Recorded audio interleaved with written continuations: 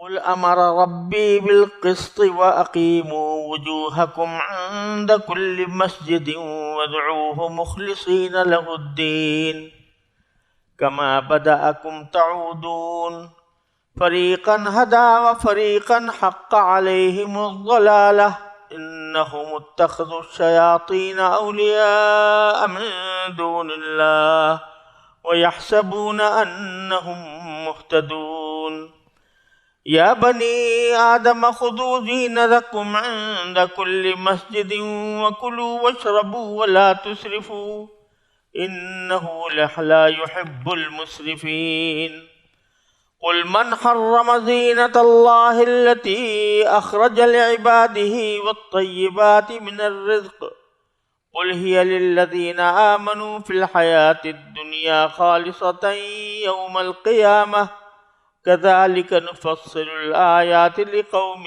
یعلمون۔ یہ سورہ اعراف کی آیت نمبر 29 سے آیت نمبر 32 تک میں نے تلاوت کی ہے۔ اس کا ترجمہ یہ ہے، اور جب یہ کافر لوگ کوئی بے حیائی کا کام کرتے ہیں، کہو کہ میرے پروردگار نے تو انصاف کا حکم دیا ہے، اور یہ حکم دیا ہے کہ جب کہیں سجدہ کرو اپنا رخ ٹھیک ٹھیک رکھو، اور اس یقین کے ساتھ اس کو پکارو کہ اطاعت خالص اسی کا حق ہے۔ جس طرح اس نے تمہیں ابتدا میں پیدا کیا تھا اسی طرح تم دوبارہ پیدا ہوگے۔ تم میں سے ایک گروہ کو تو اللہ نے ہدایت تک پہنچا دیا ہے، اور ایک گروہ وہ ہے جس پر گمراہی مسلط ہو گئی ہے، کیونکہ ان لوگوں نے اللہ کے بجائے شیطانوں کو دوست بنا لیا ہے، اور سمجھ یہ رہے ہیں کہ وہ سیدھے راستے پر ہیں۔ اے آدم کے بیٹوں اور بیٹیوں، جب کبھی مسجد میں آؤ تو اپنی خوشنمائی کا سامان یعنی لباس جسم پر لے کر آؤ، اور کھاؤ پیو اور فضول خرچی مت کرو۔ یاد رکھو کہ اللہ فضول خرچ لوگوں کو پسند نہیں کرتا۔ کہو کہ آخر کون ہے جس نے زینت کے اس سامان کو حرام قرار دیا ہو جو اللہ نے اپنے بندوں کے لیے پیدا کیا ہے، اور اسی طرح پاکیزہ رزق کی چیزوں کو۔ کہو کہ جو لوگ ایمان رکھتے ہیں ان کو یہ نعمتیں جو دنیاوی زندگی میں ملی ہوئی ہیں قیامت کے دن خالص انہی کے لیے ہوں گی۔ اسی طرح ہم تمام آیتیں ان لوگوں کے لیے تفصیل سے بیان کرتے ہیں جو علم سے کام لیں۔ جیسا کہ پچھلی آیات میں عرض کیا گیا تھا کہ اہل عرب یہ بے حیائی تو کرتے ہی تھے کہ برہنہ ہو کر ننگے ہو کر طواف کرتے تھے، لیکن اس سے بڑی بات یہ تھی کہ اس عمل کو اللہ تعالیٰ کی طرف منسوب کر کے کہتے تھے کہ اللہ نے ہمیں اس کا حکم دیا۔ تو اللہ تعالیٰ نے پچھلی آخری آیت میں فرمایا تھا کہ ان سے کہہ دو کہ اللہ تعالیٰ ایسی بے حیائی کا حکم نہیں دیا کرتا۔ اب آگے ایک وجہ اس کی بیان فرماتے ہیں کہ قل امر ربی بالقسط، آپ یہ کہیے کہ میرے پروردگار نے تو قسط کا حکم دیا ہے۔ قسط کا ترجمہ عام طور پر انصاف سے کیا جاتا ہے، لیکن اس کے حقیقی معنی یہ ہے کہ کسی چیز کو برابر کے دو حصوں میں تقسیم کر دیا جائے، دونوں طرف چیزیں برابر ہوں، اور اسی لیے اس کو بعض اوقات اعتدال سے بھی تعبیر کیا جاتا ہے۔ تو چونکہ جب فرض کرو ایک چیز دو آدمیوں میں تقسیم کرنی ہے تو اس کو برابر برابر دو حصے کرنا یہ انصاف کا تقاضا ہے، لہذا اس کو انصاف کے لیے بھی استعمال کیا جاتا ہے۔ تو یہاں انصاف کے معنی بھی ہے، اور اس سے زیادہ وسیع معنی یہ ہے کہ اللہ تبارک و تعالیٰ نے ہر چیز میں اعتدال کا حکم دیا۔ تو جس طرح کپڑوں کو ضرورت سے زیادہ پہننا، ایسے زیادہ خوشنما بنانا، اس میں رنگ آمیزیاں کرنا مردوں کے لیے پسندیدہ نہیں ہے، اسی طرح بالکل ننگے ہو جانا بھی پسندیدہ نہیں۔ لہذا اللہ تعالیٰ نے اعتدال کا حکم دیا ہے کہ کپڑے پہنو اور بے تکلف پہنو، اس میں تکلف تصنع کرنے کی ضرورت نہیں۔ تو اللہ تبارک و تعالیٰ نے تو یہ حکم دیا۔ اسی میں یعنی یہ بات نکل آئی کہ اعتدال ہر چیز میں مطلوب ہے، کھانے میں، پینے میں، عبادات میں۔ اب اگر صدقات میں، زکوٰۃ میں صدقات میں، خیرات میں، کہ آدمی کے لیے یہ بھی برا ہے کہ آدمی بس بخیل بن کر بیٹھ جائے اور پیسہ کوئی خرچ نہ کرے، اور یہ بھی برا ہے کہ ضرورت سے زیادہ چیزوں میں خرچ کرنا شروع کر دے، اسراف کرے۔ تو اس لیے ہر چیز میں اللہ تعالیٰ نے اعتدال کا حکم، کذالک جعلناکم امۃ وسطا، ہم نے تمہیں متوسط امت بنایا ہے، اعتدال والی امت بنایا ہے۔ لہذا انسان کو ہر چیز میں اعتدال چاہیے، یہاں تک کہ کسی سے محبت ہو تو بھی اعتدال کے ساتھ ہو، کسی سے نفرت یا دشمنی ہو تو وہ بھی اعتدال کے ساتھ ہو۔ حضرت علی رضی اللہ تعالیٰ عنہ کا قول ہے کہ احبب حبیبک ہونما عسیٰ ان یکون بغیضک یوما وابغض بغیضک ہونما عسیٰ ان یکون حبیبک یوما، کہ اگر کسی سے محبت ہے تو وہ بھی دھیرے دھیرے کرو، اعتدال کے ساتھ کرو۔ اور کیوں؟ اس لیے کہ کسی دن ہو سکتا ہے کہ جس سے تمہیں محبت ہے اسی سے بغض ہو جائے، تو اس کے نتیجے میں تم اس موقع پر شرمندگی اٹھانی پڑے گی۔ اور اگر کسی سے بغض ہے تو وہ بھی اعتدال کے ساتھ کرو، کیونکہ ہو سکتا ہے کہ وہ تمہارا محبوب بن جائے کسی وقت۔ تو اس دین نے ہر چیز میں اعتدال کی تعلیم عطا فرمائی۔ پھر فرمایا وَأَقِیمُوا وُجُوهَکُمْ عِنْدَ كُلِّ مَسْجِدٍ۔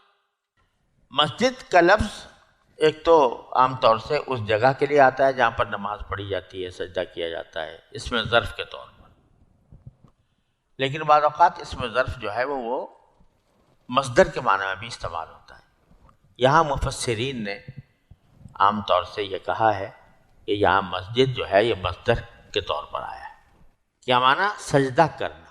تو تم اپنے چہروں کا رخ سیدھا رکھو ہر سجدے کے وقت، یعنی جب سجدہ کر رہے ہو تو تمہاری توجہ اور تمہارا رخ اللہ کی طرف ہونا چاہیے۔ اب اس کے یہ معنی بھی ہے کہ قبلے کی طرف رکھو، لیکن اس سے زیادہ مفہوم یہ ہے کہ جس وقت تم اللہ تبارک و تعالیٰ کے بارگاہ میں سجدہ کر رہے ہو تو اس وقت اپنی توجہ کا رخ جو ہے وہ اللہ کی طرف رکھو۔ وجوہ جمع ہے وجہ کی، جس کے معنی ہے چہرہ۔ تم اپنے چہرے ہر سجدے کے موقع پر سیدھے رکھو۔ سیدھے رکھنے کے معنی یہ کہ ان کی توجہ اللہ جل جلالہ کی طرف رہے، بندگی کے احساس کے ساتھ رہے، تو اس سے خشوع کی طرف بھی اشارہ ہے۔ ایک کام تو یہ کرو۔ دوسرا وَادْعُوهُ مُخْلِصِينَ لَهُ الدِّينَ، اور اللہ تبارک و تعالیٰ سے اس طرح یقین کے ساتھ اس کو پکارو کہ اطاعت خالص اسی کا حق ہے۔ جب اس کو پکارو، دعا کرو، تو اس میں کوئی شرک کا شائبہ نہ ہونا چاہیے، بلکہ اللہ تبارک و تعالیٰ ہی سے مانگو، اور یہ سوچ کر مانگو کہ دینے والا صرف ایک ہی ہے، اسی سے دعا کی جا سکتی ہے، اسی کی عبادت کی جاتی ہے۔ لہذا کسی اور سے جا کے مانگنا، چاہے وہ کوئی پیغمبر ہو، چاہے وہ کوئی ولی ہو، ولی اللہ ہو، یا کوئی اور بھی ہو، تو اس کو اس کی عبادت کرنا یا اس سے مانگنا، دعا مانگنا کہ اے داتا بیٹا دے دے، اے داتا روزگار لگا دے، یہ سب شرک کے قبیل سے ہے۔ لہذا جب مانگو تو اخلاص کے ساتھ اللہ تبارک و تعالیٰ سے مانگو۔ وَادْعُوهُ مُخْلِصِينَ لَهُ الدِّينَ۔ پھر فرمایا کما بدأکم تعودون۔ اس میں یہ پہلو بھی قابل توجہ ہے کہ ایک طرف فرمایا اقیموا وجوہکم عند کل مسجد، ہر سجدے کے وقت اپنے چہروں کو سیدھا رکھو اللہ کی طرف۔ یہ ظاہری خضوع ہے کہ اپنے بدن کو، اپنے جسم کو اللہ جل جلالہ کی طرف عاجزی کے ساتھ متوجہ کرو۔ اور وَادْعُوهُ مُخْلِصِينَ لَهُ الدِّينَ، یہ باطن کا کام ہے کہ دین کو خالص اللہ، اطاعت کو، عبادت کو خالصتاً اللہ کے لیے کرو۔ تو اس سے بعض حضرات مفسرین نے یہ فرمایا کہ اقیموا وجوہکم عند کل مسجد سے اشارہ ہے شریعت کی پابندی کی طرف، اور وَادْعُوهُ مُخْلِصِينَ لَهُ الدِّينَ سے اشارہ ہے طریقت کی پابندی۔ تو معلوم ہوا دونوں چیزیں لازم و ملزوم ہیں۔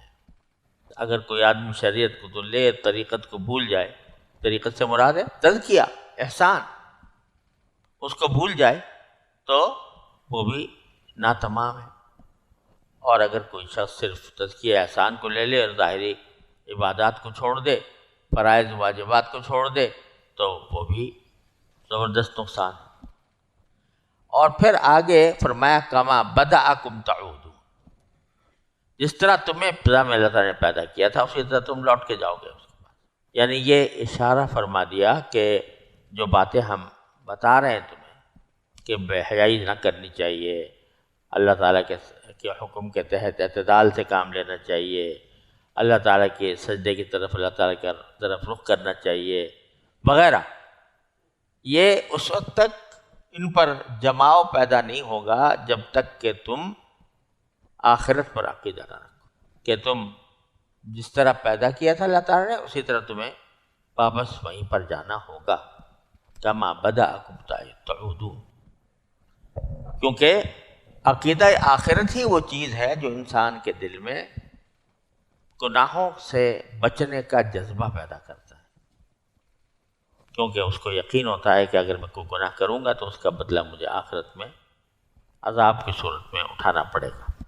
پھر فرمایا فریقاً ہدا فریقاً علیہم حق علیہم الضلالہ، کچھ اب انسانوں کے دو گروہ ہو گئے ہیں، ایک فریق تو وہ ہے جس کو اللہ تعالیٰ نے ہدایت تک پہنچا دیا، فریقاً ہدا، کیونکہ طلب تھی ان کے دل میں اور اللہ جل جلالہ پر ایمان تھا، تو طلب اور ایمان دونوں مل کر ان کو اللہ تعالیٰ نے خود پہنچا دیا ہدایت تک، فریقاً ہدا، یہاں ہدا کا نہ صلہ ہے نہ مفعول ہے، لہذا مراد مطلق ہدایت، ہدایت مطلقہ، مطلق ہدایت نہیں، ہدایت مطلقہ یعنی مکمل ہدایت اللہ تعالیٰ نے عطا فرما دی، خود پہنچا دیا منزل تک۔ اور فریقاً حق علیہم الضلالہ، اور ایک گروہ وہ تھا جس کے اوپر گمراہی مسلط ہو گئی، وہ کون تھے؟ یہ وہ تھے انہم اتخذوا الشیاطین اولیاء من دون اللہ، جنہوں نے شیطانوں کو دوست بنا لیا اللہ کو چھوڑ کر۔ یہ پہلی قوم تو وہ تھی جس نے اللہ کی طرف رجوع کیا، اللہ سے ہدایت مانگی، اللہ تعالیٰ نے ہدایت دے دی، اور یہ وہ ہے جس نے دوستی گانٹھی شیاطین کے ساتھ اور انہی کے کہنے پر عمل کرتے رہے، وَيَحْسَبُونَ أَنَّهُمْ مُهْتَدُونَ، اور وہ سمجھتے رہے کہ ہم سیدھے راستے پر، ہم صحیح۔ تو یہاں یہ بھی بتا دیا کہ حق و باطل کے معاملے میں محض لا علمی میں کوئی عذر نہیں کہ مجھے پتہ نہیں تھا، یہ ایسے دنیا کا بھی قانون ہے، اگنورنس از نو ایکسکیوز کہا جاتا ہے کہ جہالت جو ہے وہ کوئی عذر نہیں، تو شریعت میں بھی یہ حکم ہے کہ عذر نہیں۔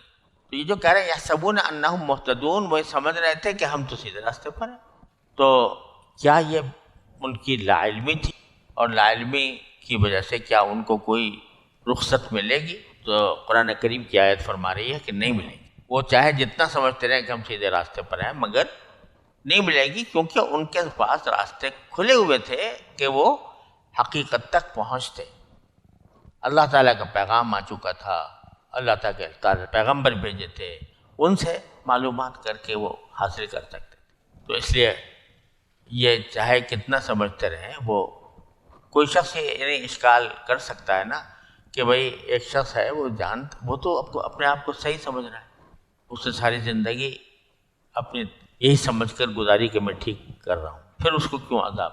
تو جواب اس کا یہی ہے کہ اس نے طلب نہیں کی، حق کی طلب نہیں، اس لیے اس کو معذور قرار دی گئی۔ البتہ حضرت امام غزالی رحمۃ اللہ علیہ نے التفرقہ بین الحادی و زندقہ جو ان کی کتاب ہے، اس میں امام غزالی رحمۃ اللہ علیہ فرماتے ہیں کہ اگر کسی نے کے پاس کوئی طلب کا راستہ ہی نہیں تھا، بالکل طلب کا راستہ نہیں تھا، ایک آدمی جنگل میں وحشی پیدا ہوا اور جنگل کے اندر ہی زندگی گزری اس کی، پتے وتے کھا کر گزارا کیا جانوروں کی طرح، نہ کبھی شہر دیکھا، نہ کبھی کسی محفل میں آیا، نہ کوئی کسی سے گلنا ملنا ہوا، تو اس کے پاس طلب کا کوئی راستہ نہیں تھا۔ امام غزالی فرماتے ہیں امید ہے کہ انشاءاللہ اس سے باز پرس نہیں ہوگی۔ اگر طلب کے تمام راستے مسدود ہو جائیں تو پھر اس سے باز پرس بھی نہیں ہوگی انشاءاللہ، لیکن اگر طلب کے راستے موجود تھے، حق تک پہنچنے کے راستے موجود تھے، اور پھر بھی انسان نے اس کو استعمال نہیں کیا، تو پھر وہ یحسبون انہم مہتدون کے اندر داخل ہے۔ پھر آگے باری تعالیٰ پھر اس بات کو دہراتے ہیں کہ یا بنی آدمہ خذوا زینتکم عند کل مسجد، یعنی اب تک تو بیان تھا اس بات کا کہ لباس کتنی ضروری چیز ہے اور پہننے کی کتنی بری بات ہے۔ اب خاص طور پر وہ لوگ جو اہل عرب مسجد حرام میں ننگے داخل ہو جایا کرتے تھے، تو ان کو کہہ رہے ہیں، فرمایا کہ اے آدم کے بیٹو بیٹیوں، خذوا زینتکم عند کل، اپنے لباس زینت کا سامان مسجد کے پاس ضرور تیار کیا کرو۔ اے آدم کے بیٹوں اور بیٹیوں، جب کبھی مسجد میں آؤ تو اپنی خوشنمائی کا سامان لے کر آؤ۔ تو یہاں ایک طرف تو یہ حکم دے دیا کہ لباس پہننا ضروری ہے، لیکن دوسری طرف یہ بھی ہے اشارہ، اس میں اشارہ کیا بلکہ وضاحت ہے کہ لباس ایسا پہنا جائے جو زینت کہلا سکے۔ میلا کچیلا پھٹا پرانا لباس آدمی پہن کے چلا جائے، جبکہ جب کسی محفل میں جاتا ہے تو بڑا بن ٹھن کر جاتا ہے، اعلیٰ درجے کے کپڑے پہنتا ہے، اور موجود بھی ہیں، اور ان کو چھوڑ کر میلے کچیلے کپڑے پہن کر چلا جاتا ہے، یا ایسے کپڑوں میں چلا جاتا ہے جو کہ ناکافی ہوتے ہیں۔ کسی محفل میں جانے کے لیے کبھی ایسا نہیں کرے گا کہ صرف بنیان پہن کے چلا جائے، صرف بنیان اور لنگی پہن کے چلا جائے کسی محفل میں اگر جانا ہو، لیکن نماز کے لیے بنیان میں پڑھ لی نماز، تو یہ نماز کے احترام کے خلاف ہے، مسجد کے احترام کے خلاف بھی ہے، نماز کے احترام۔ تو صرف اتنا ہی نہیں کہ آدمی لباس پہنے، بلکہ لباس بھی ایسا پہنے کہ جو دوسری جگہ جاتے ہوئے آدمی پہنتا ہے۔ خذوا زینتکم عند کل مسجد۔ اور اسی سے یہ بھی پتہ چلا کہ اعتدال کے ساتھ انسان اگر کوئی زینت کا کام کرے تو یہ کوئی ناپسندیدہ چیز نہیں ہے۔ بعض لوگ بہت ہی خشک قسم کے لوگ جو ہیں وہ یہ سمجھتے ہیں کہ بھائی ہمیشہ کسی اللہ والے کو یا کسی عالم کو ہمیشہ لول جلول ہی رہنا چاہیے، تو کوئی اچھا اگر لباس پہنے گا تو وہ گویا اس کی تقدس کے خلاف ہے یا اس کے اللہ والا ہونے کے خلاف ہے۔ یہ بالکل غلط تصور ہے۔ حضرت امام مالک رحمۃ اللہ علیہ ویسے تو درویش آدمی تھے، لیکن جب باہر آتے تھے درس حدیث کے لیے تو ہر روز نیا جوڑا پہن کر آتے، نیا، ہر روز نیا، خوشبو کے ساتھ۔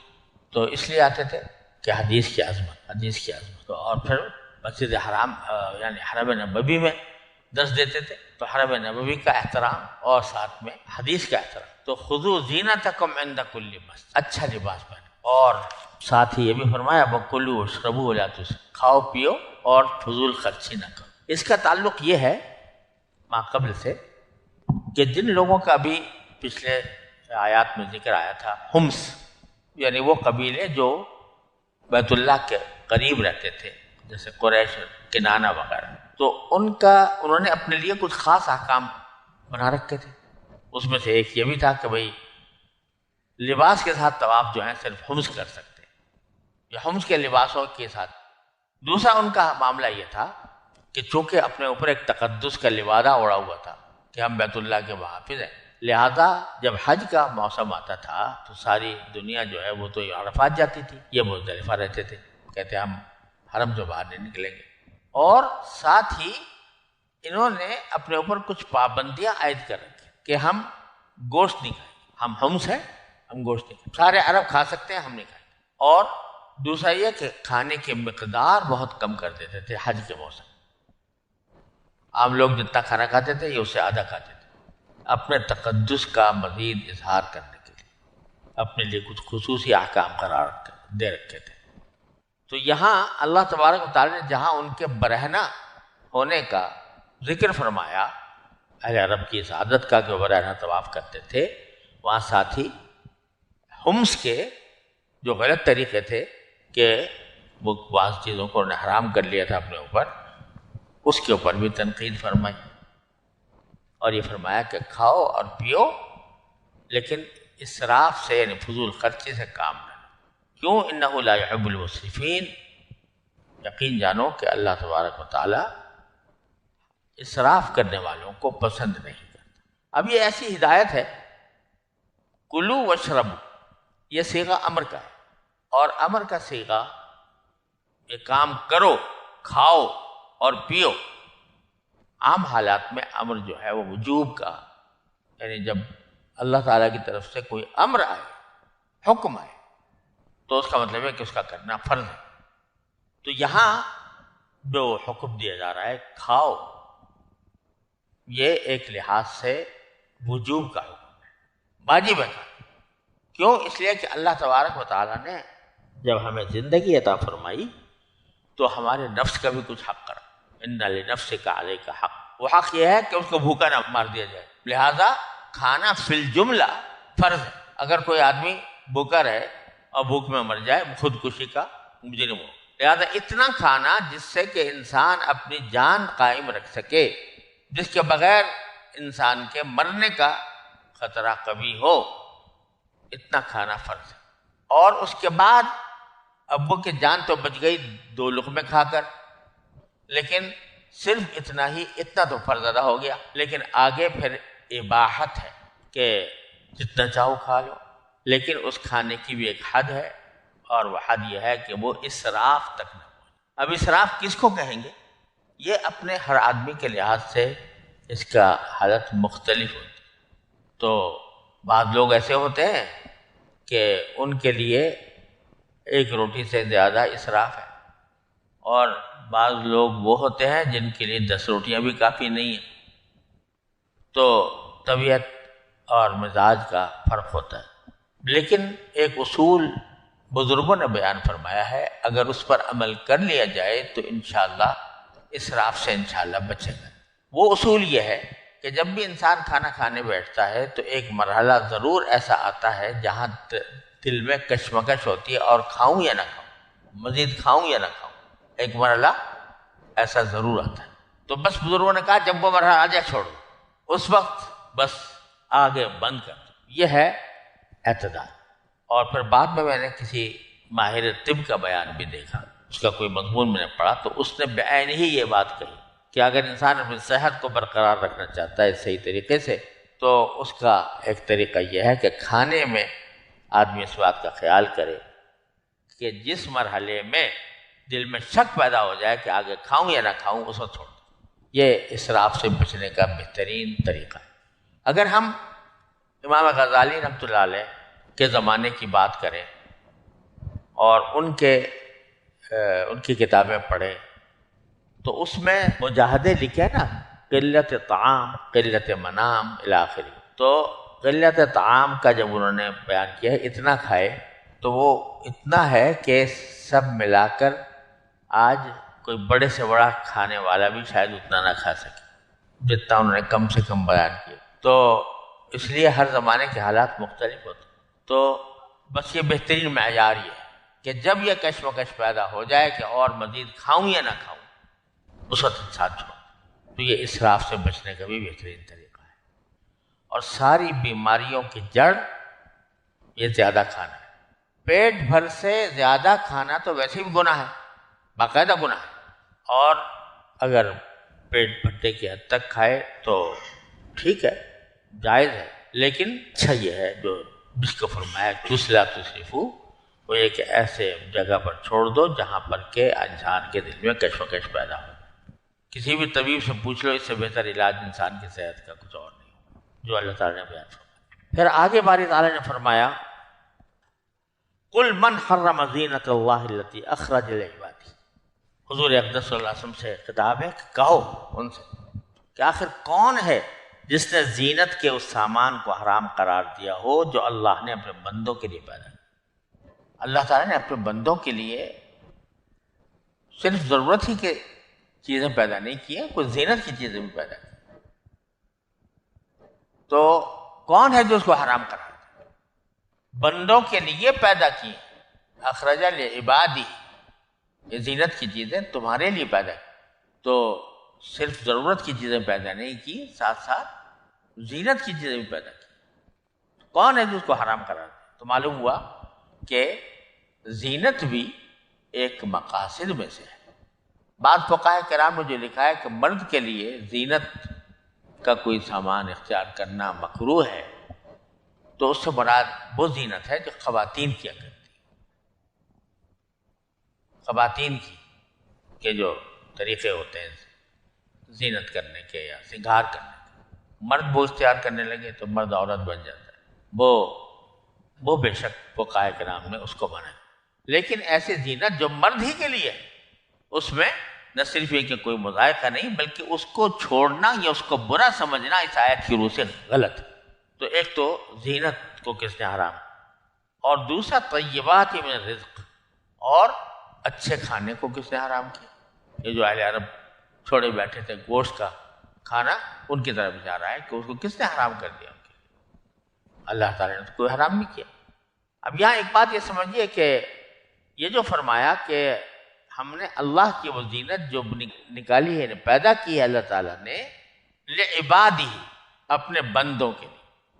اب اس بندوں میں مسلمان بھی داخل اور غیر مسلم بھی داخل، بندے تو سب ہیں۔ تو بتلایا یہ کہ دنیا میں ہم نے جتنی چیزیں تمہارے فائدے کے لیے پیدا کی ہیں وہ کھلی ہوئی ہیں، مسلمانوں کے لیے بھی غیر مسلموں کے لیے۔ ادیم زمیں سفرہ عام اوست، بری خان یغما چے دشمن چے دوست۔ یہ زمین کا جو دسترخوان ہے یہ عام دسترخوان ہے، اس پر سب کھا رہے ہیں۔ اس بری خان یغما چے دشمن چے دوست، اس دسترخوان کے اوپر کیا دشمن اور کیا دوست، سب کے لیے بچھا ہوا ہے، رزق سب کو مل رہا ہے۔ ان کو بھی مل رہا ہے جو اللہ تعالیٰ کے انکار کرتے ہیں، ان کو بھی مل رہا ہے جو توہین کرتے ہیں۔ لے جاؤ، اللہ تبارک و تعالیٰ نے سب کے لیے کر رکھا ہے، لعبادی، اپنے بندوں کے لیے، چاہے مسلمان ہو چاہے کافر ہو۔